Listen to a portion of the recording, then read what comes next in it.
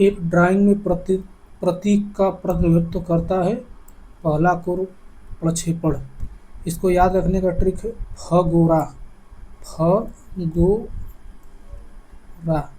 मतलब कि first angle projection में जो गोला होगा वह राइट साइड में होगा, तो गोला देखिए राइट साइड में है। चित्र में गलत मिलान का पहचान करें। तो देखिए यही मिलान गलत है। देखिए टाइप एच लाइन सही है, यह देखिए टाइप ई लाइन भी सही है, यह देखिए टाइप जी लाइन है, यह भी सही है। देखिए जो टाइप सी लाइन होती है वह इस प्रकार देखिए कर्व की तरह होती है, इसे शार्ट ब्रेक लाइन अथवा कर्व लाइन भी बोला जाता है। और जो यह लाइन है यह टाइप डी लाइन है, लॉन्ग ब्रेक लाइन इसे बोलते हैं, लॉन्ग ब्रेक लाइन। सार्थक अंक के साथ 2 किलोमीटर बराबर है। देखिए इसमें सार्थक अंक की संख्या 2 है, तो देखिए जो ऑप्शन होगा उसमें भी सार्थक अंक की संख्या 2 होनी चाहिए। तो देखिए ए वाला ऑप्शन सही है, 2.0 × 10⁻³ मीटर। इसमें देखिए सार्थक अंक 2 है, इसको सार्थक अंक में नहीं माना जाता है। यह देखिए जो चित्र में दिखाई गई है यह व्हील और एक्सल सिंपल मशीन है। व्हील और एक्सल सिंपल मशीन है। देखिए यह एक्सल है या व्हील है।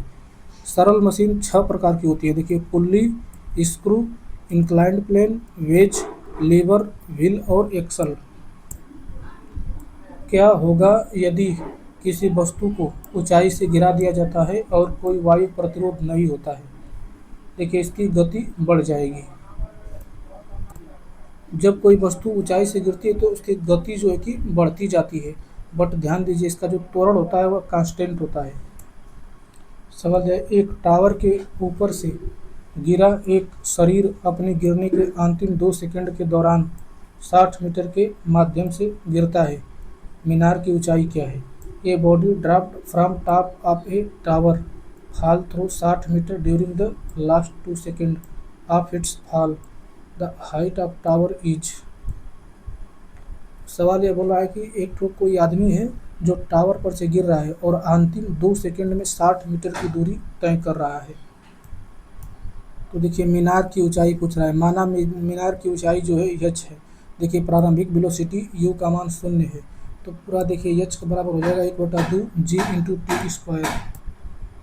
देखिए यहाँ पे जो h ऊंचाई तक गिरने में जो लगा टाइम है वो स्मॉल t है। अब देखिए अंतिम 2 सेकंड में 60 मीटर की दूरी तय करिए, मतलब कि इतना जो दूरी है उसको तय करने में उसे t-2 समय लगा होगा। तो देखिए जो पूरी लंबाई है उसमें से t-2 सेकंड में चली गई लंबाई को घटा देंगे तो 60 मीटर के बराबर आ जाएगा।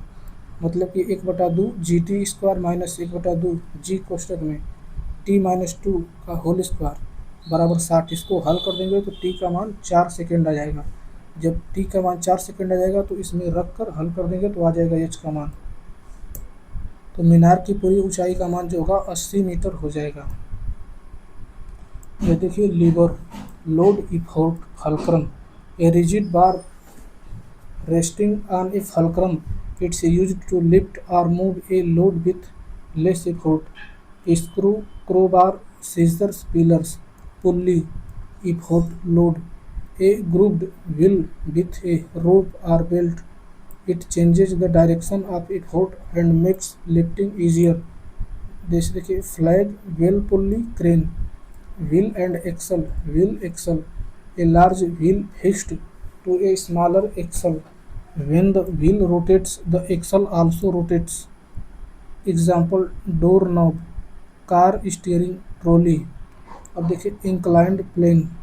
देखिए load effort, a slanting flat surface use to raise a load to a height. Example ramp, staircase, loading board. अब देखिए screw effort, an inclined plane wrapped around a cylinder, it holds thing together और lifts heavy load. Example screw, jar, lid, bolt, drill. Wedge effort, load. देखिए load, two inclined planes joined together. It is used to cut, split or separate objects. Knife, axe, chisel, nail, etc. निम्नलिखित में से कौन एक पारिस्थितिकी तंत्र में प्राथमिक उपभोक्ता है? तो देखिए इसमें चींटियाँ और जो हिरण है ये दोनों प्राथमिक उपभोक्ता हैं, क्योंकि ये हरे पेड़ पौधे से अपना भोजन बनाते हैं। लोमड़ी और बाघ प्राइमरी कंज्यूमर के अंतर्गत नहीं आएंगे। जब शुद्ध बलाधुर शून्य होता है तो देखिए कोणीय संवेग जो होता है वह स्थिर कांस्टेंट होता है। देखिए जब एफ नेट शून्य होता है तो उसमें पी कांस्टेंट होता है। पी को रेखीय संवेग बोलते हैं। और देखिए जब बलाधुर शून्य होता है तो उस समय जो कोणीय संवेग होता है वह कांस्टेंट होता है। देखिए कोणीय संवेग का फार्मूला होता है m into v into small r, m into v into small are.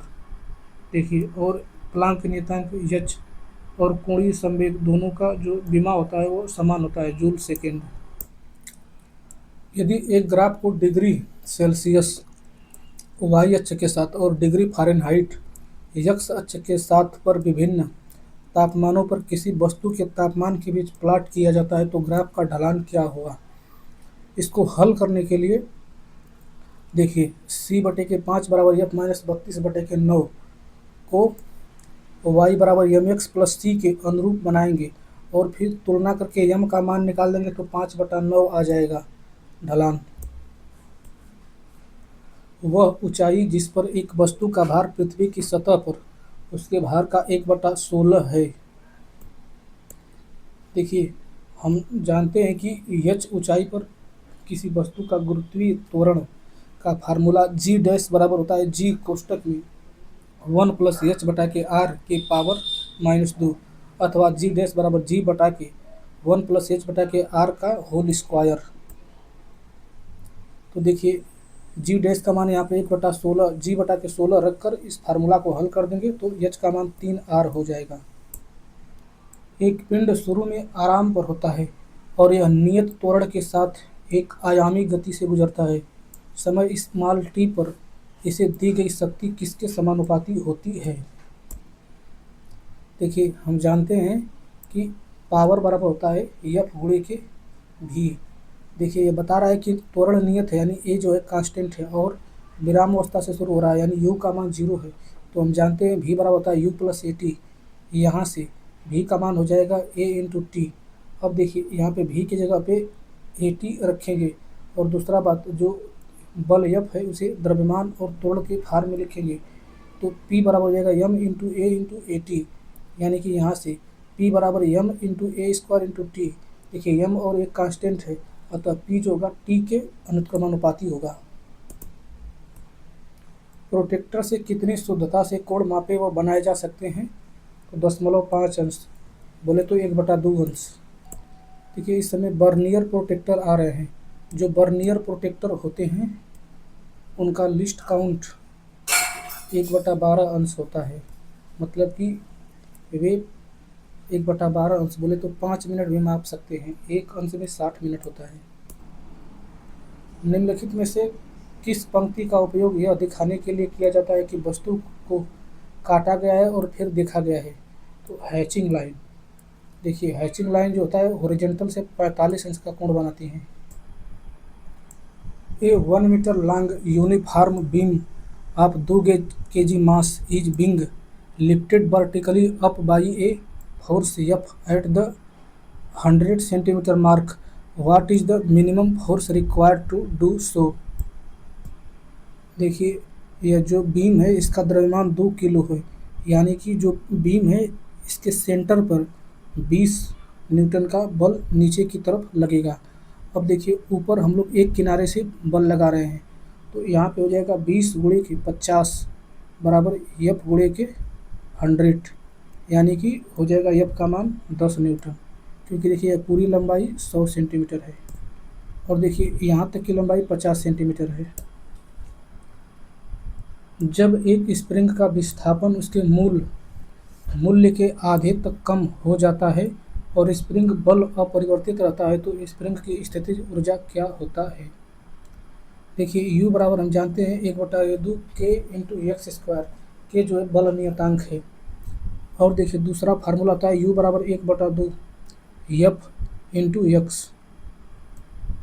यहाँ पे एक्स जो है कि बल है तो देखिए यहाँ पे जो बोल रहा है कि बल कांस्टेंट है यानी कि जो U है वह एक्स के अनुक्रमानुपाती है मतलब कि यदि x आधा कर देंगे तो जो स्थितिज ऊर्जा है वह भी आधी हो जाएगी।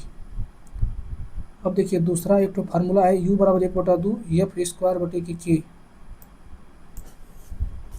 ये सारी इकाइयों में कोणीय संवेग की इकाई क्या है? किलोग्राम मीटर स्क्वायर पर सेकेंड होता है। देखिए संवेग परिवर्तन को डेल्टा पी से डिनोट करते हैं। यह आवेग इम्पल्स के बराबर होता है। संवेग परिवर्तन इम्पल्स आवेग के बराबर होता है। संवेग परिवर्तन की दर डेल्टा पी बटा के डेल्टा टी यह एफ के बराबर होता है, बल के बराबर। कोणीय संवेग परिवर्तन की दर डेल्टा जे बटा के डेल्टा टी को टार्क बल आघूर्ण बोला जाता है। कोणीय संवेग परिवर्तन की दर डेल्टा जी बटा के डेल्टा टी को टार्क बोला जाता है। बल आघूर्ण एफ गुणे के आर होता है। अब देखिए संवेग का आघूर्ण एम भी इंटू आर, इसे कोणीय संवेग बोला जाता है। सूर्य का रासायनिक संगठन है हाइड्रोजन और हीलियम से। जो सूर्य बना हुआ है 70% हाइड्रोजन तथा 30% हीलियम से बना हुआ है। अब देखिए सूर्य का पृथ्वी से दूरी 1.496 गुणे 10 के पावर 11 मीटर, 1.496 गुणे 10 के पावर 11 मीटर, इसे एस्ट्रोनॉमिकल यूनिट भी बोला जाता है। और देखिए जो चंद्रमा का पृथ्वी से दूरी है वह 3,84,400 किलोमीटर। निम्नलिखित में से कौन सी राशि किसी तरल में डूबे हुए पिंड पर लगने वाले उत्प्लावक बल को प्रभावित नहीं करती है? तो देखिए मान लीजिए कि यह वस्तु है जो एक ही द्रव में डूबी हुई है। इस वस्तु का घनत्व पीएस है और द्रव का घनत्व जो है पीएल है। तो देखिए वस्तु तभी तैरेगी जब पीएस का मान जो है कि पीएल से कम होगा। अब देखिए इस पर एक उत्प्लावन बल लगेगा। उस उत्प्लावन बल बायोन्सी फोर्स का फार्मूला होता है F बराबर हटाए गए द्रव का भार। और देखिए हटाए गए द्रव का भार निकालने के लिए पहले कि देखिए जो द्रव है उसका डेंसिटी गुणे के हटाए गए द्रव का आयतन गुणे के गुरुत्वीय त्वरण जी, यानी कि जो उत्प्लावन बल है वह देखिए विस्थापित तरल के आयतन पर भी निर्भर करेगा, गुरुत्वीय त्वरण पर भी निर्भर करेगा और तरल के घनत्व पर भी निर्भर करेगा। लेकिन हाँ, वस्तु के घनत्व पर निर्भर नहीं करेगा उत्प्लावन बल। जैसे कि मान लीजिए कि एक समान आयतन का लोहा का टुकड़ा है और समान आयतन का एक लकड़ी का टुकड़ा है, दोनों पर कितना उत्प्लावन बल लगेगा? तो दोनों पर समान उत्प्लावन बल लगेगा। क्यों? क्योंकि देखिए जो हटाया गया द्रव है दोनों वस्तुओं द्वारा वो का उसका घनत्व तो सेम ही रहेगा। दूसरा बात, हटाए गए द्रव का आयतन भी सेम रहेगा क्योंकि दोनों समान आकार के हैं। और देखिए गुरुत्वीय त्वरण भी सेम रहेगा, मतलब सेम उत्प्लावन बल दोनों को लगेगा। 3 प्रतिरोधों में निम्नलिखित परिणाम होते हैं। R1 का मान 30 ओम ±5%, R2 60 ओम ±5%, R3 50 ओम ±5%। तो देखिए इनका श्रृंखला में जोड़ने पर टोटल परसेंटेज क्या होगा? तो देखिए यहाँ पे ये नहीं बोल देंगे कि 140 और जो परसेंटेज है तीनों को जोड़कर 15%, गलत हो जाएगा। सबसे पहले सबके परसेंटेज का एक्चुअल वैल्यू निकालेंगे। तो देखिए जो 30 है ±5% त्रुटि है, इसको हम लिखेंगे 30 ±1.5, क्योंकि 30 का 5% 1.5 होता है। और देखिए R2 60 ±5%, 60 का 5% 3 होता है, यानी इसका एक्चुअल रेजिस्टेंस होगा 60 ±3 की त्रुटि। और R3 50 ±5%, 50 का 5% 2.5 होता है, मतलब कि 60 ±2.5। अब देखिए इन तीनों को जोड़ सकते हैं। तो इन तीनों को जोड़ देंगे तो जो कंबाइन रेजिस्टेंस आएगा वह 140 ±7 आएगा, ±7, यानी ए वाला जो ऑप्शन है बी वाला सही होगा। अब देखिए यहाँ पे परसेंटेज करने के लिए जो 140 का 7 कितना परसेंटेज है? 5% है। इसको लिख सकते हैं 140 ±5%। इसको ध्यान रखें। समीकरण यक्स बराबर A cos omega t plus phi में, जहाँ यक्स विस्थापन है, ओमेगा कोणीय आवृत्ति है और फाई चरण कोण है। समीकरण आयामी रूप से सुसंगत है यदि A has dimension of length and omega T is dimensionless. देखिए यह जो समीकरण है इसमें यक्स जो है कि लंबाई है। देखिए ए की लंबाई और यक्स की बीमा जो होगा सेम होगा। क्यों? क्योंकि देखिए cos omega t plus phi जो होता है वह बीमाहीन राशि होती है। देखिए ओमेगा टी और फाई इसका कोई बीमा नहीं होता है। एक थर्मामीटर लगातार वास्तविक तापमान से 2 अंश सेल्सियस से अधिक पड़ता है। यह थर्मामीटर है। देखिए एक थर्मामीटर लगातार वास्तविक तापमान से 2 अंश सेल्सियस अधिक पड़ता है। यह थर्मामीटर है। देखिए अक्यूरेसी किसे कहते हैं? तो मेजर वैल्यू की ट्रू वैल्यू के निकटता को अक्यूरेसी बोलते हैं। जैसे मेजर्ड वैल्यू ट्रू वैल्यू के निकट कितना है उसे अक्यूरेसी बोलते हैं, और मेजर्ड वैल्यू की आपस में निकटता कितना है उसे प्रिसाइजन बोलते हैं, प्रिसाइज बोलते हैं। देखिए यहाँ पे ट्रू वैल्यू के निकट यहाँ पे आपस में है, आपस में रहेगा तो प्रिसाइज होगा। मतलब देखिए बार बार यह 52 अंश सेल्सियस पड़ रहा है, मतलब कि यह प्रिसाइज है। लेकिन देखिए 50 अंश सेल्सियस है उसे 52 पड़ रहा है, तो इसे इसको यह अक्यूरेट नहीं है। तो इसका आंसर हो जाएगा प्रिसाइज बट नॉट अक्यूरेट। एक लड़का निम्न प्रकार लगातार निशाना लगाता है।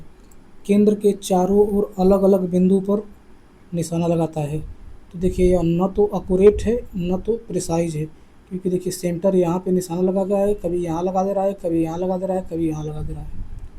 और देखिए लगातार केंद्र पर निशाना लगा रहा है। मतलब देखिए जब लगातार यहीं सेंटर पे निशाना लगा रहा है तो यह अक्यूरेट भी है और प्रिसाइज भी है।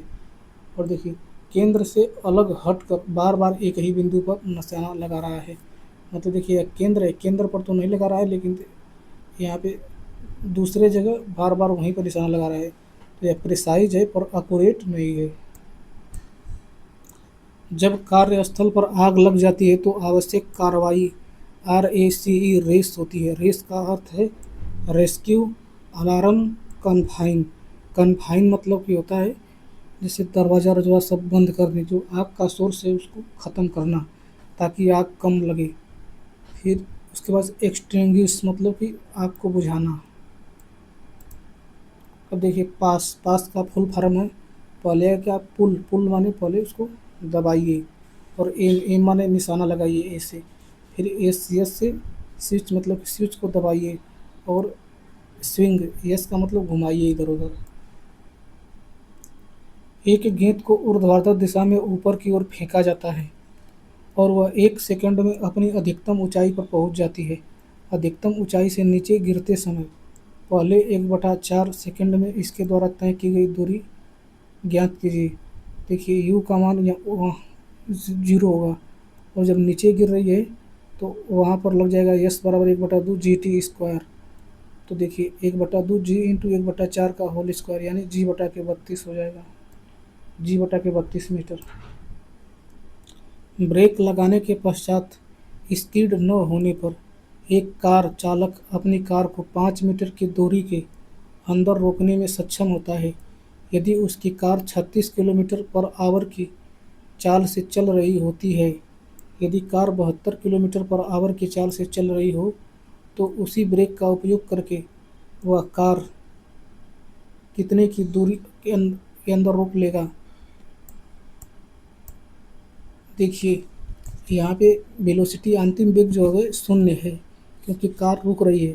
यहाँ पे गति का तीसरा समीकरण लगेगा। हम जानते हैं v² बराबर होता है u² - 2as।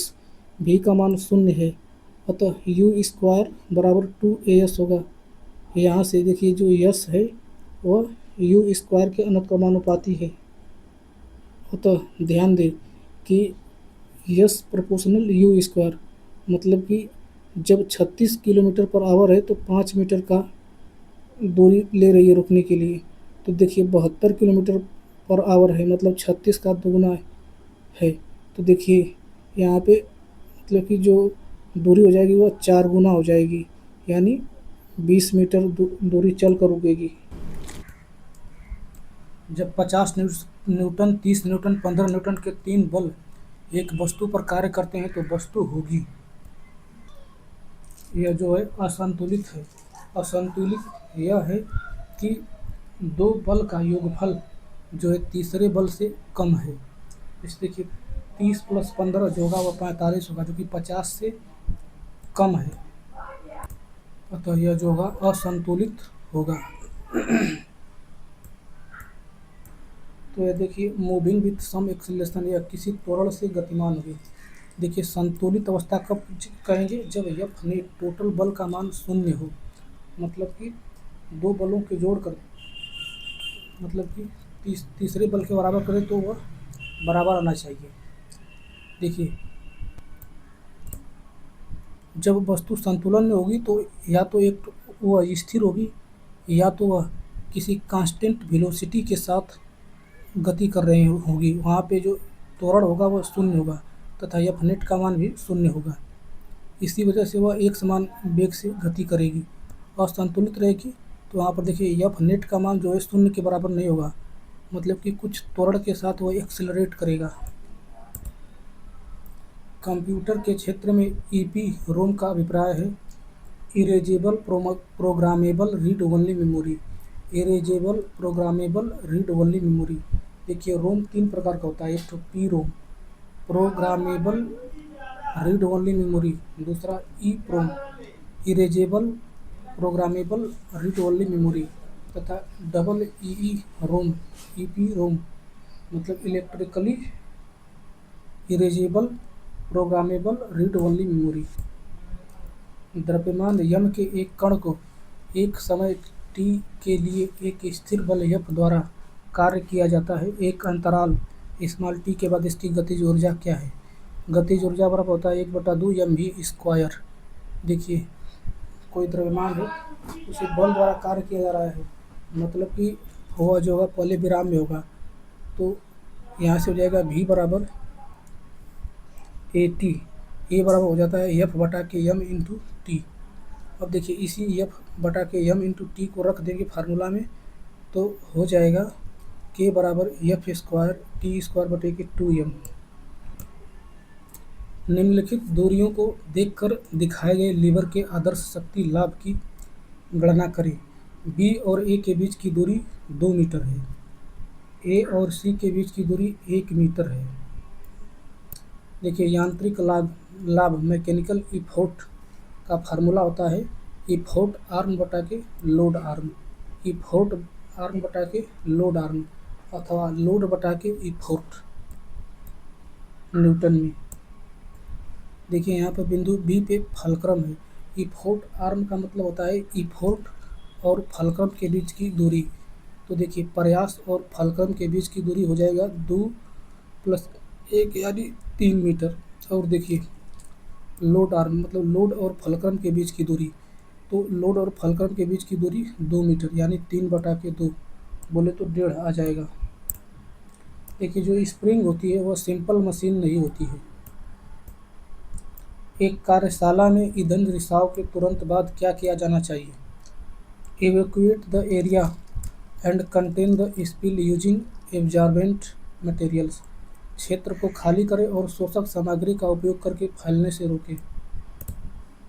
देखिए आदेश मुख्य रूप से निर्देशों को निष्पादित करता है, यह CPU करता है।